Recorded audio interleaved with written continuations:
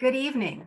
I'm Kim McCleary, President and CEO of the Los Angeles World Affairs Council and Town Hall, and it's my great pleasure to be partnering here with Writer's Block, introducing this phenomenal program tonight, The Road Taken with Senator Patrick Leahy.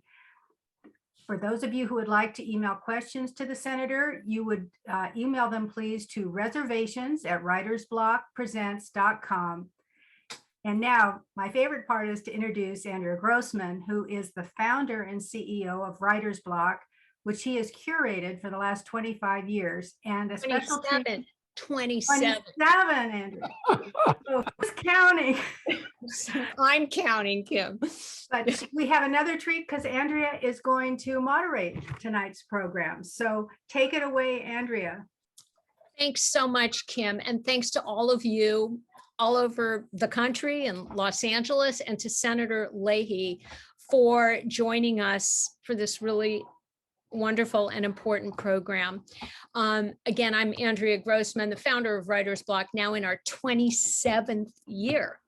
My only regret about tonight is that this program isn't in person, because I'd really love to meet Senator Leahy, but there's time, maybe I'll go up to Vermont and knock on your door.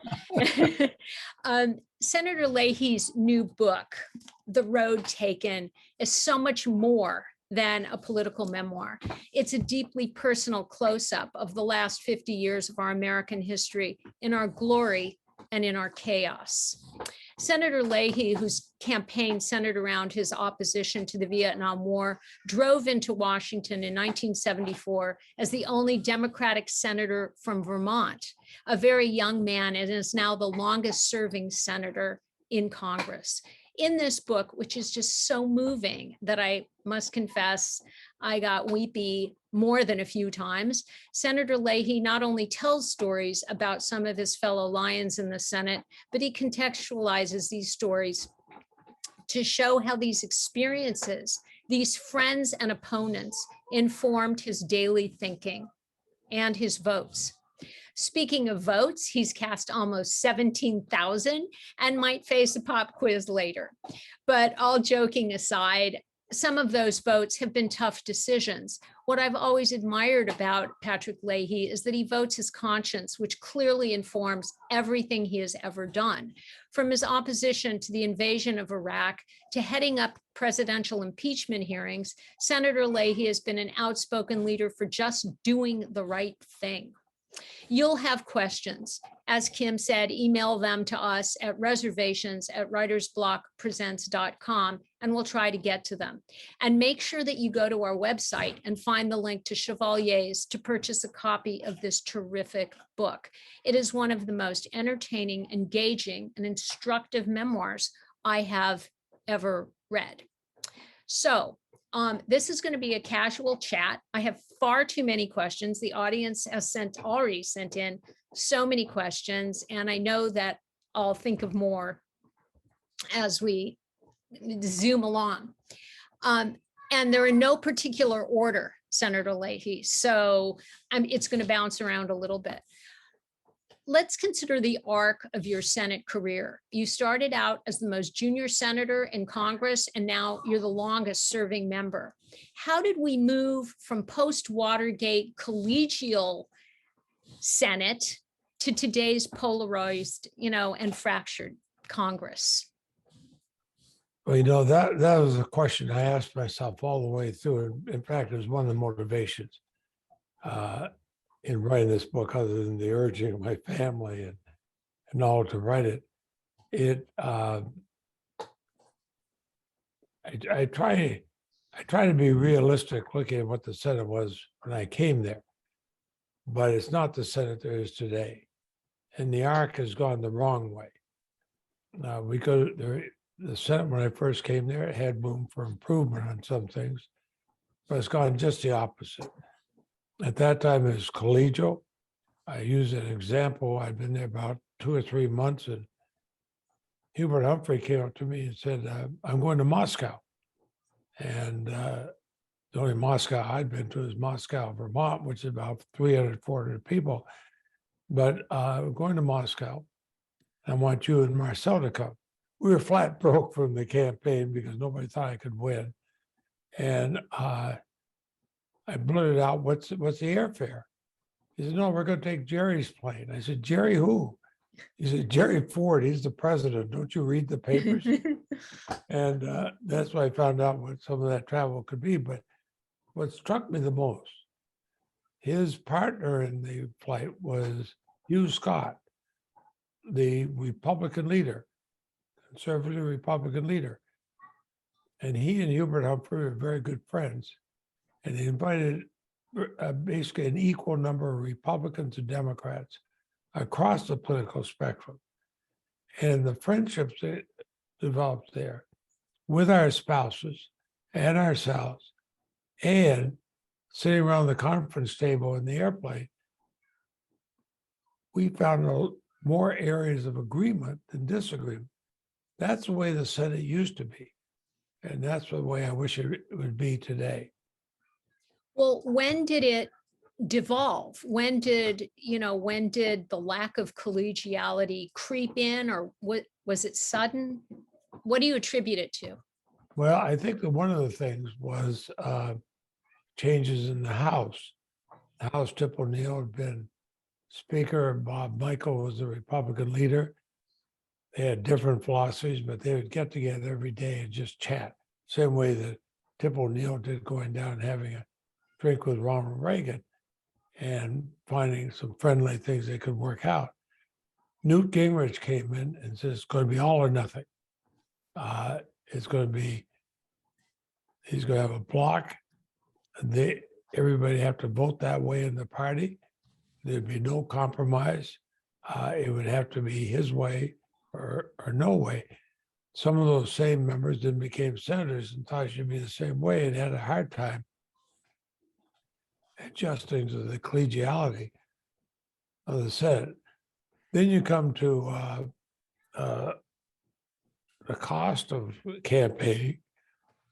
People are aiming for every special interest group.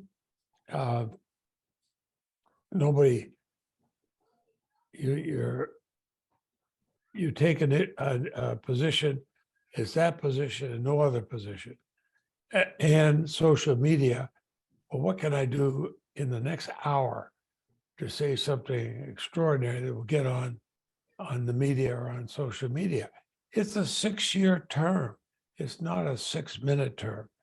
And too many people treat it like a 6-minute term.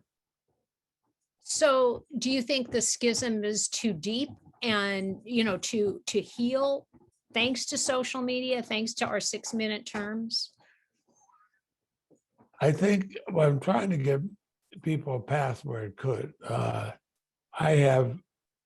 When I take trips, lead congressional trips, I always have Republicans, Democrats, equal number, or as close to it equal as I can get. To go, we've gone, and we always find things that we agree on, and it shows later. I also have, partly because of seniority, which is a lot different than what my offices looked like when I first came there. I have beautiful offices in the Capitol, one with a balcony overlooking the mall. You're facing west. You've got the Washington Monument, the Lincoln Memorial, and so on.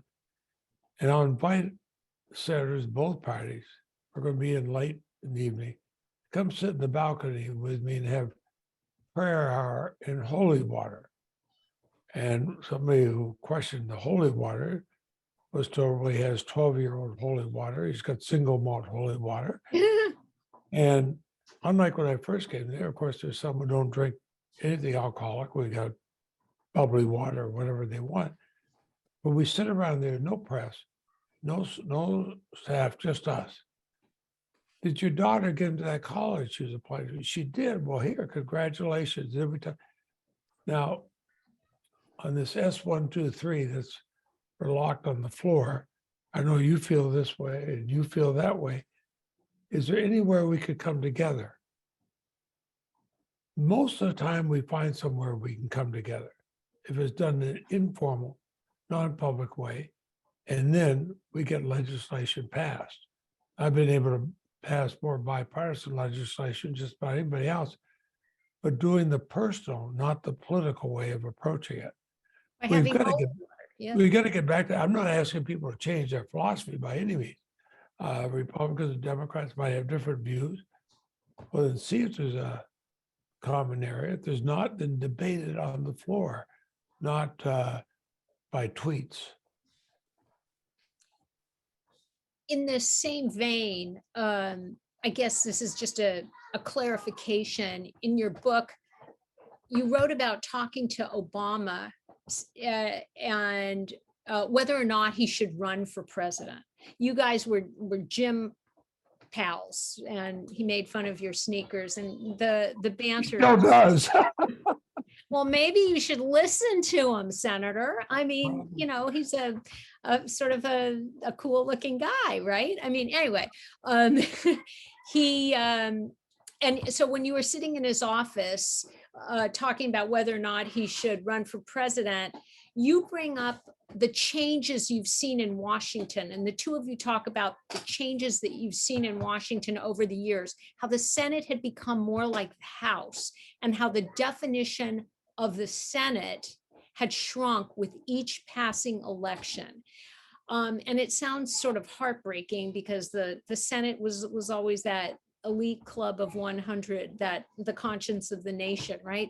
So when you say the Senate has become more like the House, is that because of the Newt Gingrich house that he made?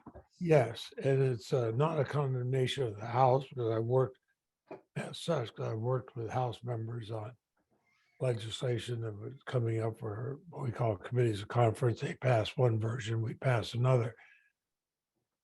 And I've usually been able to do that, but when it's considered it's just one way and that's it, nobody's helped by it. I spoke of the Senate being the conscience of the nation, an imperfect conscience. As when I came there, we still had senators who've been segregationists and all, and things were changing. But usually if we could come together on a major thing, there's respect for that in the country. What I was saying to then Senator Obama, we are getting more and more polarized. I would hope if you run for president, I hope you'd be elected, that you can help bring us together, just as you try to do with senators of both parties here. We would get together, as I said in the gym, we would trash talk each other so badly. Anybody listening didn't know us, wonder, my God, they don't get along. We'd walk out of the gym, their arms around each other's shoulders, laughing our heads off. I say, what were you talking about? Oh, I forgot, but it was really funny. Yeah. And but those are the personal things. He was voting differently than I on a particular subject. I was getting a lot of pressure to vote the way he was, but in my conscience, I wanted to vote the other way. This was for Chief Justice Roberts. I said I would vote for him because I did not want the Chief Justice of the United States to be on a party line vote. And I announced that. Some were critical of me. Without saying anything to me, I happened to turn on watching the floor of the Senate, and Senator Obama, who was voting against John Roberts, was saying that I should not be questioned for my motives because I was an honest senator, and I was voting my conscience, and we should applaud that. I went over to see him, and I said, well, you never told me you were going to do that, but I appreciate it. He said, it's the right thing to do. And I knew you were following your conscience, and nobody should question that. And we were friends before, but we became very, very good friends at that point. So now, I mean, you bring up the Supreme Court and judicial appointments and nominations. You tell a most revealing story about Justice Stephen Breyer's nomination to the Circuit Court. And Senator Strom Thurmond actually backed that, backed him, and he was a Carter appointee, and he had worked for Teddy Kennedy. So there are all of these little, sort of conflicts, because Kennedy ran against Carter and all that kind of stuff, but Carter nominated Breyer, who worked for Kennedy, to the circuit court.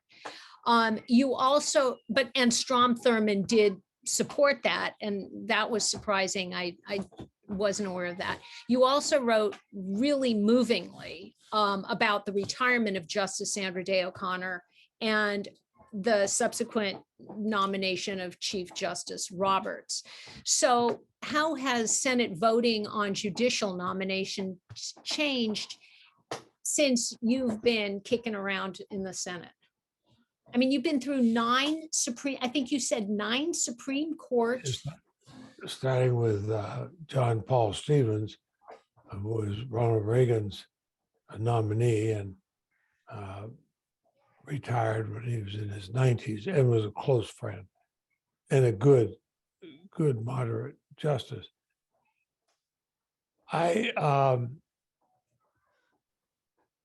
Those who came in and did not appear to have a political agenda, I felt we should vote for them. But in the past few years, well, it began when Merrick Garland, highly qualified, Republicans in the Senate said, well, Garland's the sort of person Democrats should nominate for the Supreme Court. Well, President Obama did after Antonin Scalia died. And Mitch McConnell said, no, we're going to block this. We're not going to have one. We've never had a Supreme Court nominee in the president's last year. And I said, well, that's not so. Ronald Reagan nominated Kennedy, Justice Anthony Kennedy, in his last year. And he was confirmed overwhelmingly, Republicans and Democrats. But this was the first time it's ever been done, totally politicizing it and blocking Merrick Garland. And then picking, when Trump came in, picking people that were handpicked by the Federalist Society. And they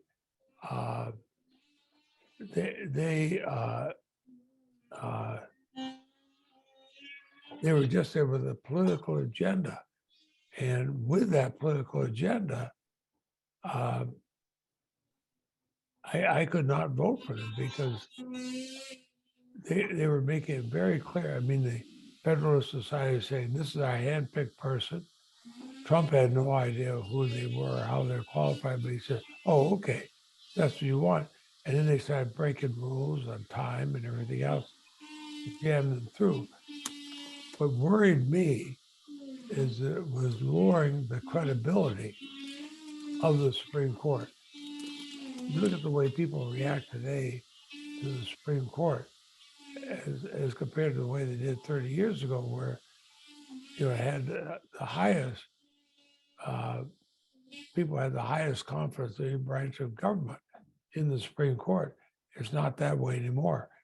And that's a danger to our country if that becomes just a political action group.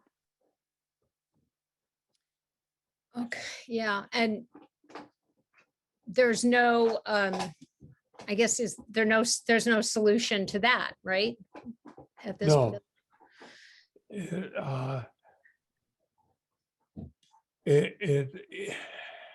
No, in their lifetime appointments, we're not going to have, people say, oh, well, let's expand the court, let's change this and that. That's not going to happen. Should they be in there for a term? That's not going to happen. It's not going to change. We're going to any more than it did when, well, I don't even know if I was alive at the time, but when Franklin Roosevelt talked about packing the courts, it didn't happen. And, expanding it, packing it. But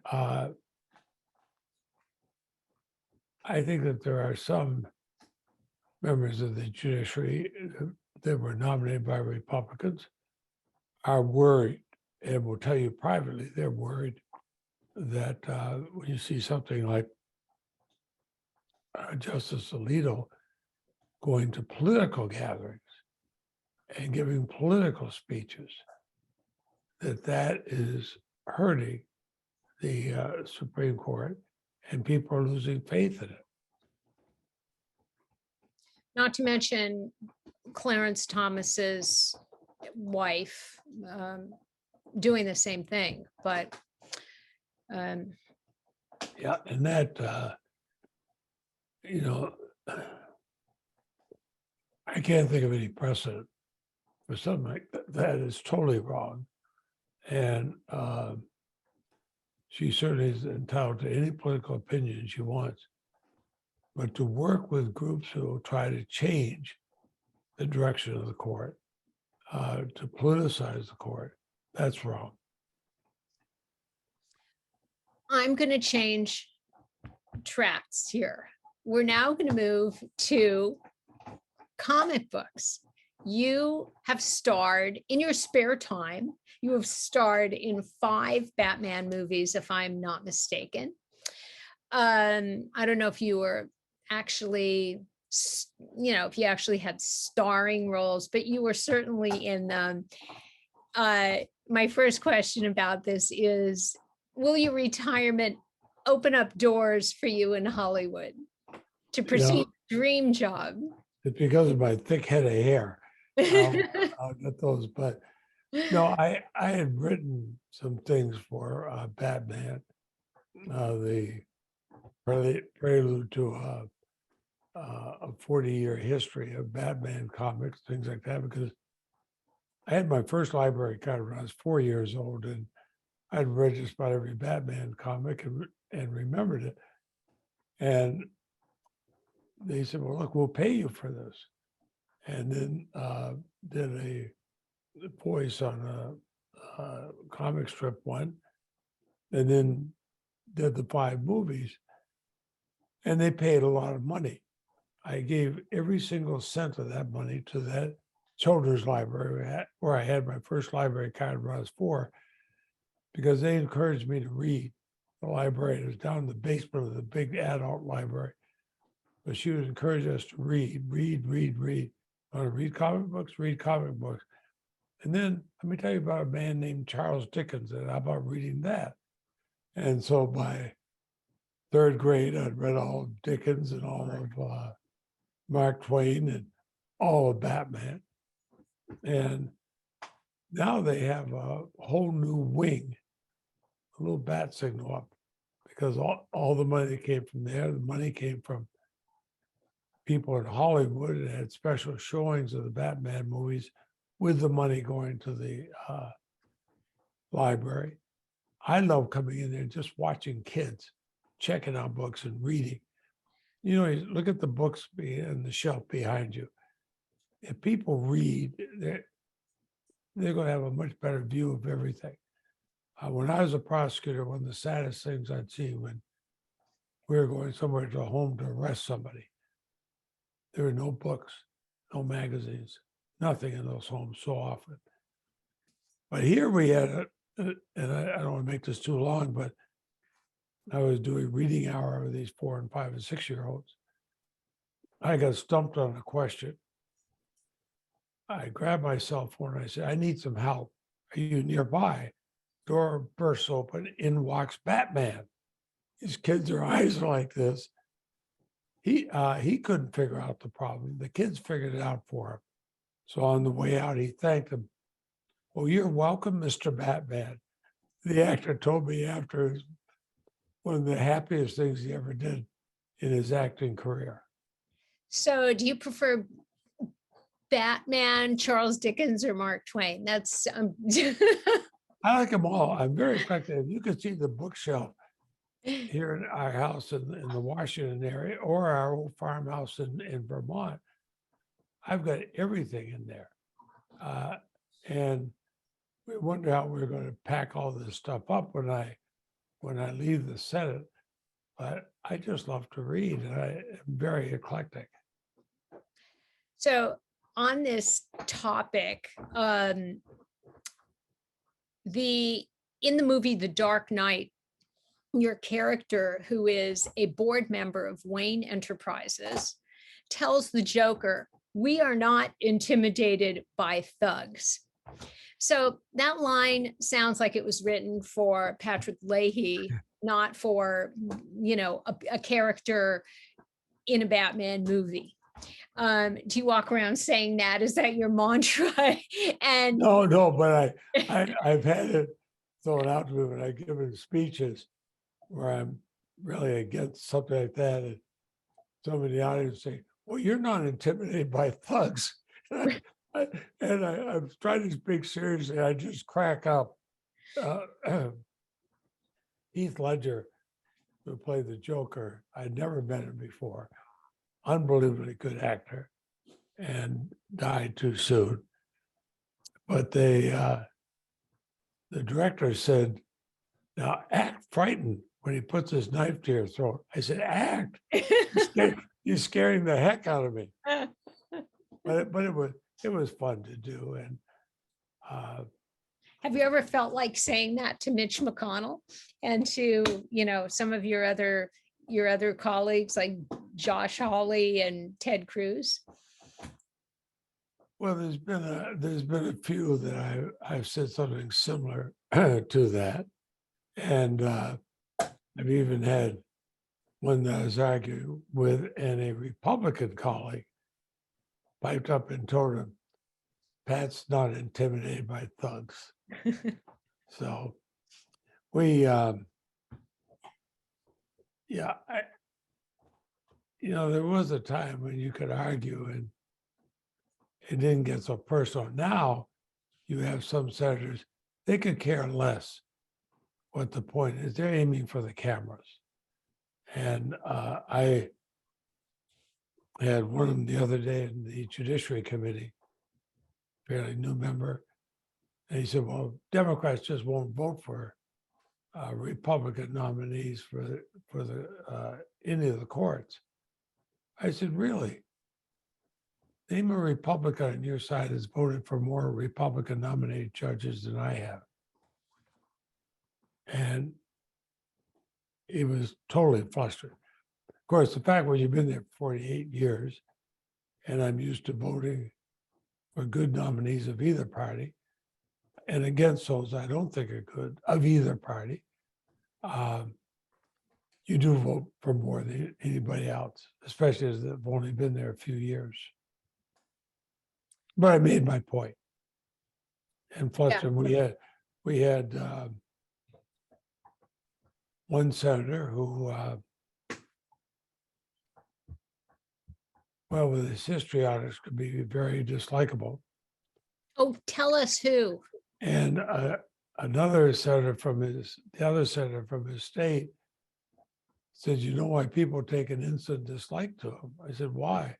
He said, "It saves time." Okay, that's page 410. That was Jesse Helms, page 410. My favorite. I laughed so hard when I read it, I almost choked. It was the best. We went back and forth, but I was going to put that in the book, and I said, "Oh, what the hell?" Absolutely. He's okay. So I'm gonna look. You're, we can say it. You're sort of a lame duck now. Again, I'm jumping around here. You're a self-inflicted lame duck. You aren't running for re-election. Is this a freeing moment, a liberating moment? Do you feel like you can sort of talk smack to people who deserve it, or are you gonna? I don't talk smack that often to anybody anyway, but they sometimes realize in these debates, I was a prosecutor. I used to prosecute murder cases, armed robbery cases, very serious crimes. I'll say what I think I should say. And I think the liberating thing was my first reelection was the closest election I had. And I said, "Listen, whether I'm reelected or not, I'm one of 100 representing 325 million Americans. I'm going to say what I want. I'm going to do what I want. If I'm not reelected, I will have had this experience and I'd leave feeling good about what I did. I never thought I'd be there for 8 terms. I never thought I'd be the dean of the Senate. I never thought I'd be 3 times elected as president pro tempore, which puts me third in line to the presidency. But it's a liberating thing knowing I don't need the job. And Marcel and I have talked for a number of years. At the beginning of this last term, we'd pretty well made up our mind it was going to be the last term long before I made the announcement. And that's liberating. I will miss the things around the Capitol. I'll miss a lot of the people actually in both parties that really did care. And I miss having an involvement with it. But what I won't miss is not having time for our children and our grandchildren. I will be happy to be back in Vermont, putting my archives together, meeting with people I've known for years and new people, talking with students and answering questions and seeing what they think and being able to tell them what I think. And it's,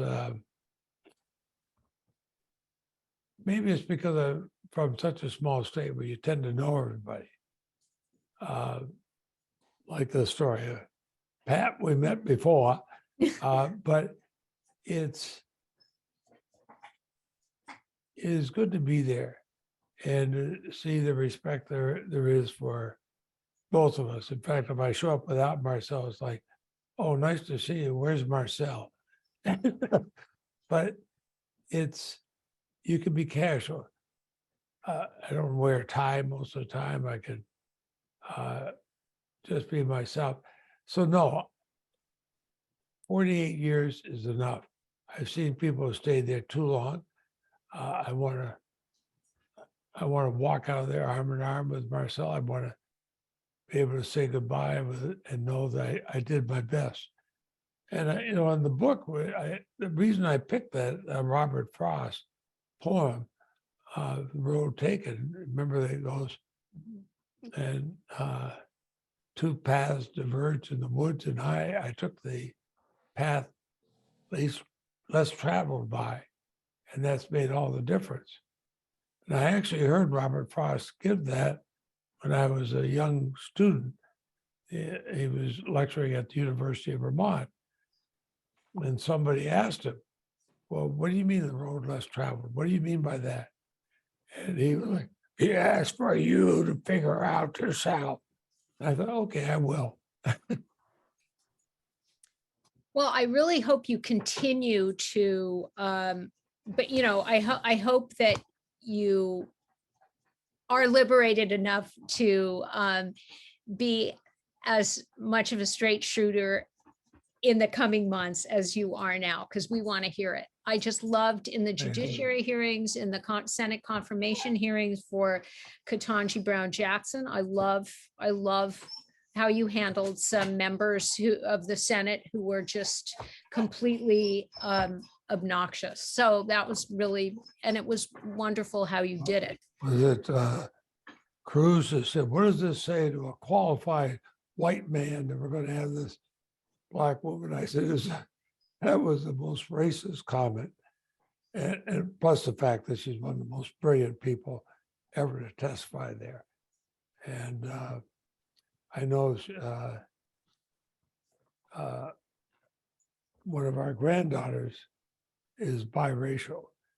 And she told me how excited she was to see somebody look like her being nominated to the Supreme Court, and how happy she was and hoped I was going to vote for her. So I've known her. I voted for her twice before.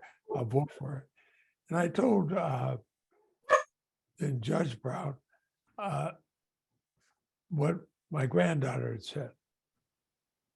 And she was, now keep in mind, she has, her husband is white. Their children are the same as two of our grandchildren. And so on the way out, she said, if I could ever do anything for your granddaughter, let me know. I said, Judge, you already have. Mhm. And I think we have to look at who are the people, what's humanity, what it counts, not what is this political action group, or I don't care on the right or the left what they say you have to do. No, you're one in the Senate, you're one of 100. My God, there's a responsibility to something more than your own political ambitions. You have a responsibility to the country. And that's the way I've always felt about the Senate. Did you ever feel tempted to throw your hat into the ring and run for president? No, in fact, as president pro tem, I'm third in line Right. to the presidency. And Joe Biden asked me over in the corner, he said, hey, Pat, I remember we were the two youngest members of the US Senate when I was first there and became good friends. But he goes, hey, Pat, how's it feel to be third in line? I said, Joe, I always prayed for your safety before. I pray twice as hard for it now. I mean, but just think about it. Yeah. You remember, I know I was in law school when President Kennedy was assassinated. I remember the total dismay and horror through the whole country when he died. And we didn't really have a chain of command other than the vice president. And then it was established, well, you go vice president, speaker, and president pro tem. And everybody prays that will never, ever happen because what it do to the country. But we also pray that nothing ever happens like January 6th, when rioters, criminals are breaking into the US Capitol and saying, oh, well, the Constitution gives us the right to be here. I would love to have asked them, oh, which part of the Constitution says you have the right to smash doors, to pepper spray police officers, to destroy property and stomp into the Capitol thinking you own it? Show me where that is in the Constitution. And in fact, a group of them come in where the constitutionalists knew what they're doing. They came into the Senate chamber thinking they were in the House. On that topic, what are your thoughts on Trump's continued popularity? I mean, talk about that, if you would. Well, you know, he just tells one lie after another. He says things that are patently untrue. And what frightens me and worries me is that very few people in his own party will stand up and say that's untrue. Maybe they think that there's been so many lies. I think one of the newspapers listed the thousands of them that people just won't pay attention. Well, they do pay attention. And talking about, well, we should have some of our states break off and be make America great again. Well, that was the last time that happened was we had the Civil War. I know some of my friends I've met in parliamentary things from around the world, and some of these trips called me the day after and saying, what is happening in America? What is that doing? That is so disturbing here because we look to you for leadership. And I thought to myself, when Ukraine came up, remember Trump would belittle members of NATO and just showing we don't need you and all that. Fortunately, when Joe Biden came in, he understood from his own time in the Senate, his time as vice president, time traveling to these countries, making the relationship to the only way we're going to be able to stand up to Vladimir Putin and his going into Ukraine if NATO held together across the board, and they did.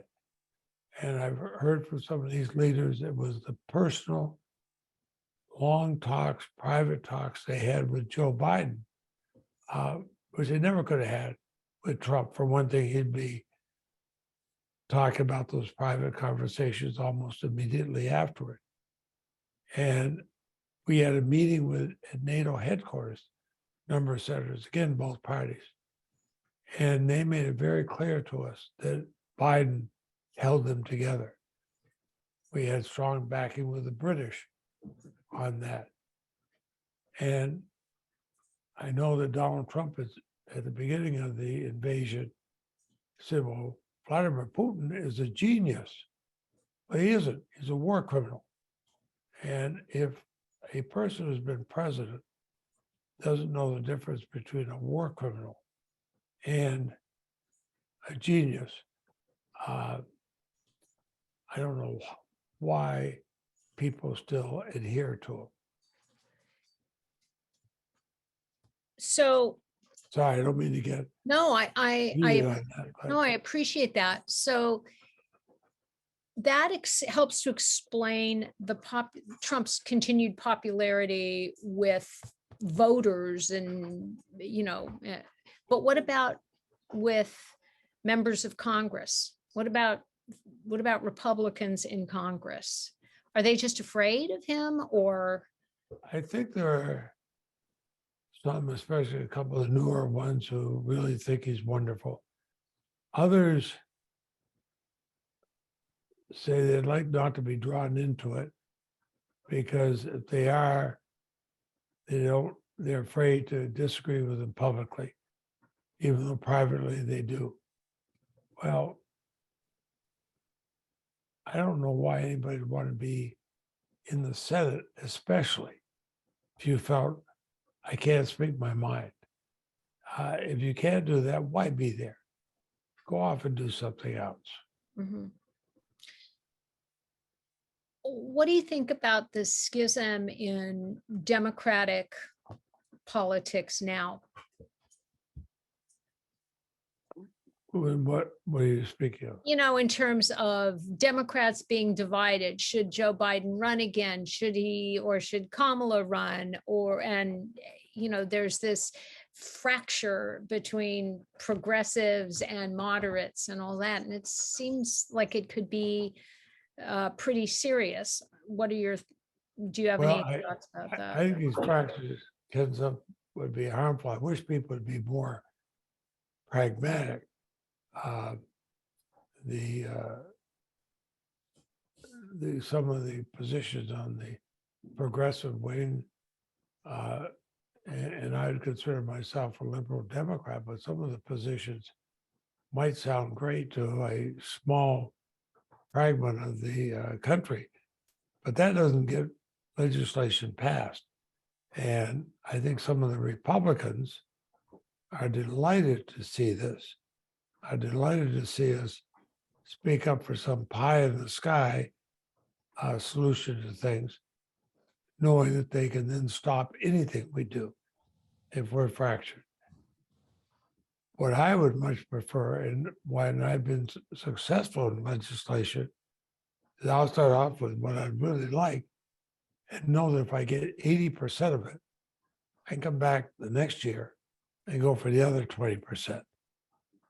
It's not all or nothing. It's a legislative thing. Let's debate it. Let's argue it.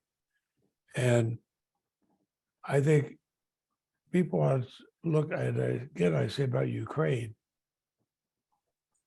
Certainly the previous president, Trump, never could have kept our allies together the way Joe Biden has. And people ought to acknowledge that.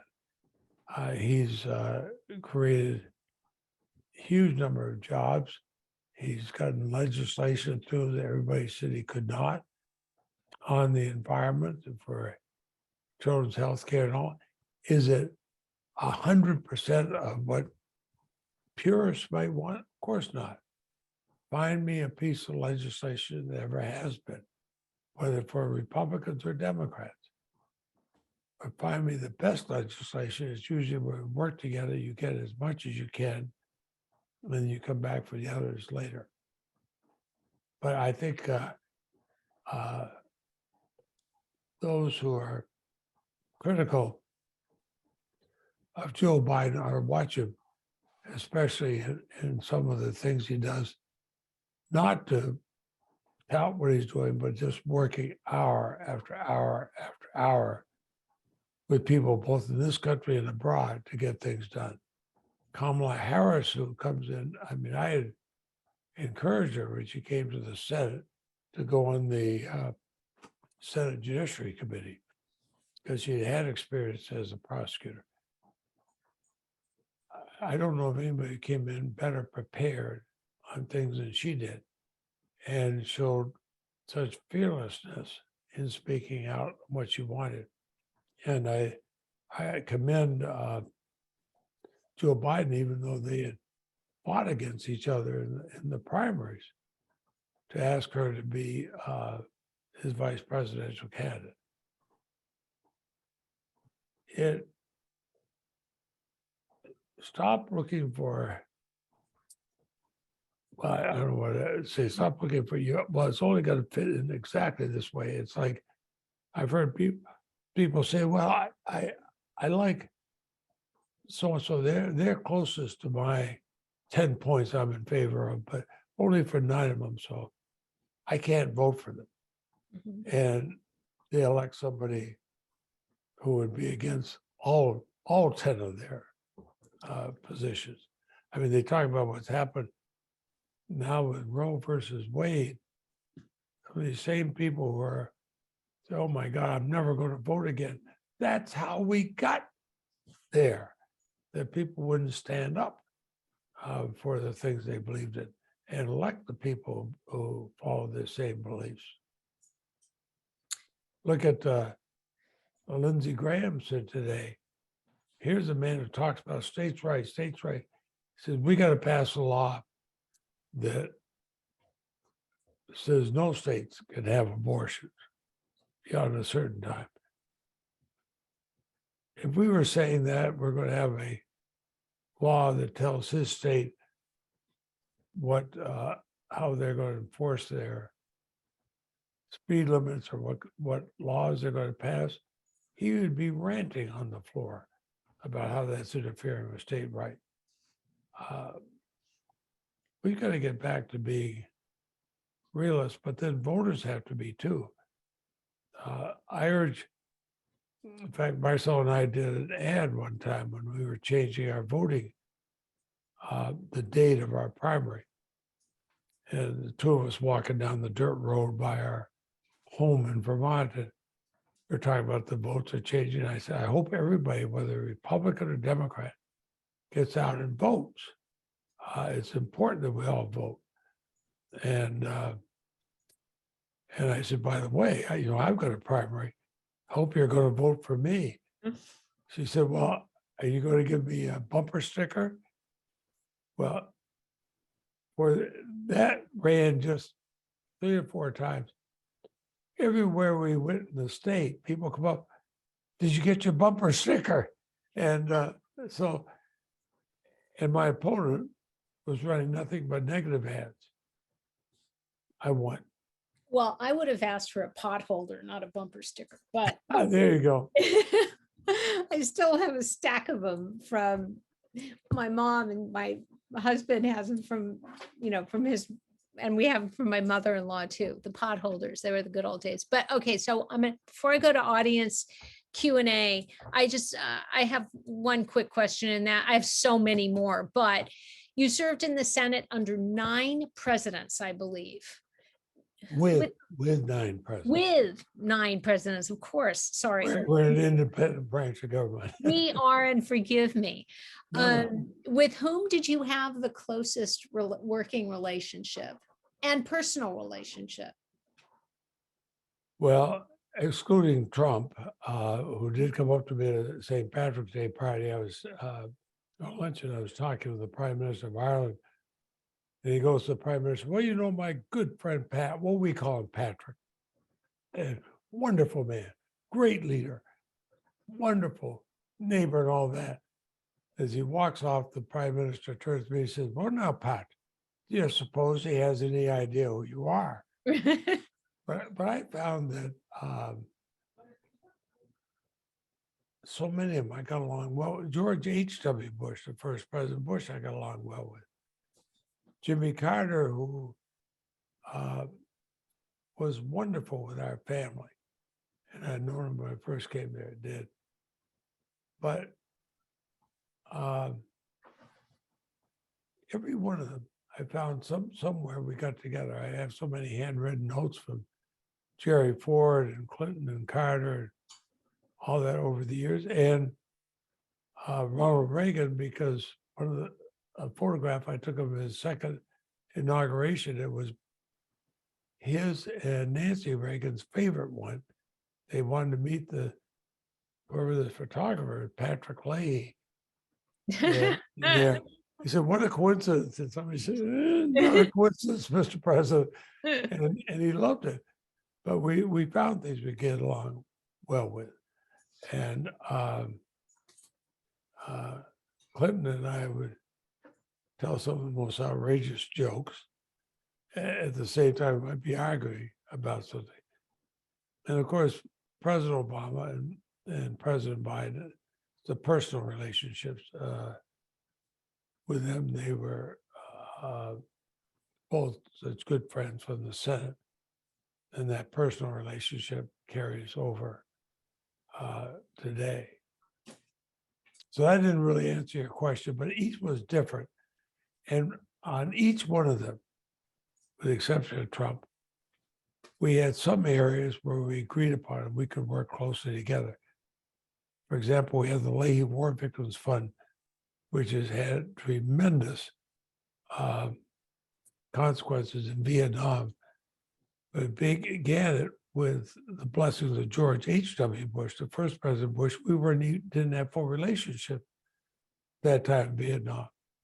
Since then, it's been used to dramatically improve our relationships with Vietnam. And now with the crisis we have with China, that's all the more important. I'm going to jump to, thank you. I'm going to jump to, I was just waiting to, I wanted to know if there were any surprises, maybe you and Trump used to grab a Diet Coke every week or something. Who knows? I mean, that's why I wanted to know that question. So now we're going to jump to audience questions.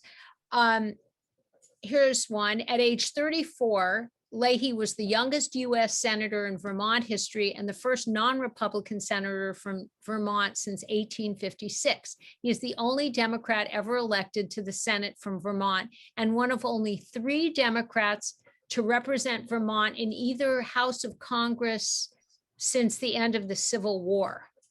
How do you explain, here's the question, how do you explain your success as a Democrat in the strange state of Vermont? Well, when I ran, I was the chief law enforcement officer of a county that had a quarter of the state's population. So I rigged all the machines. No, actually, we didn't have machines. We had paper ballots there.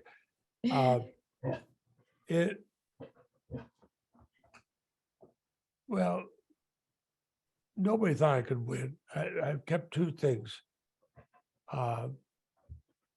newspaper things I actually framed, put up big front page headlines. One says, "Poll dooms Leahy." The other one is 5 days later says, "Leahy unexpectedly wins." Well, I found that people weren't swayed so much by polls or slick advertising. They wanted to know the people. I was known as a prosecutor, somebody who was fair. I spent a lot of time going around. The top part of our state, at that time, a lot of first generation Franco-Americans, Marcel's parents immigrated to Vermont from Canada. Her first language was French, even though she was born in Vermont. She and her father would campaign in French in an area that's been heavily Republican. They said, well, she's one of us. And that made a difference. My mother, first generation Italian American. Same thing among Italian stone carvers and others. And we put together coalitions that nobody had ever seen before. We had the least amount of money, but college students rallied to my side. We had more volunteers than anybody had ever had before.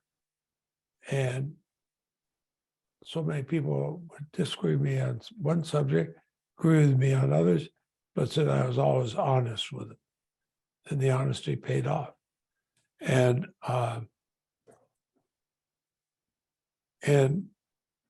since that time, we see more splits in party tickets. For example, we elect our governor and lieutenant governor separately. Mm. Last election, we elected a Republican overwhelmingly as governor and a Democratic woman as lieutenant governor. And so I think we may be unique that people look more at the candidate. Who's going to, will a Democrat or Republican prevail in the election to replace, to take your seat? I think a Democrat will. I suspect it will be we only have one House member, it's Peter Welch, and he's announced for it. So far, he's well ahead. But now there's like a Trump advocate who is running against him. So we'll see. But I would assume that he'll become the second Democrat in Vermont's history. Oh my God. And Bernie Sanders, who's the junior senator from Vermont, will move to the top dog position. That's pretty. Well, and remember, he's younger than I am. He just had his 81st birthday, and I'm 82, so he's younger. So he is junior. Okay. No. I have, when I came to the Senate, the senior senator, Mr. Republican from Vermont, Bob Stafford, instructed his office that I was never to be referred to as a junior senator, but as a Senate partner. And I've had two different senators in that position here, and I've never called either one of them the junior senator. They're my Senate partner, one a Republican, one an independent. I'm going to end on a question that came in today. How can books enhance and empower political action? Do you see yours as a tool for political activism? Well, I hope mine shows how a Senate imperfect when I came there, but still doing what a Senate should do, much better to what it's become as a politicized one.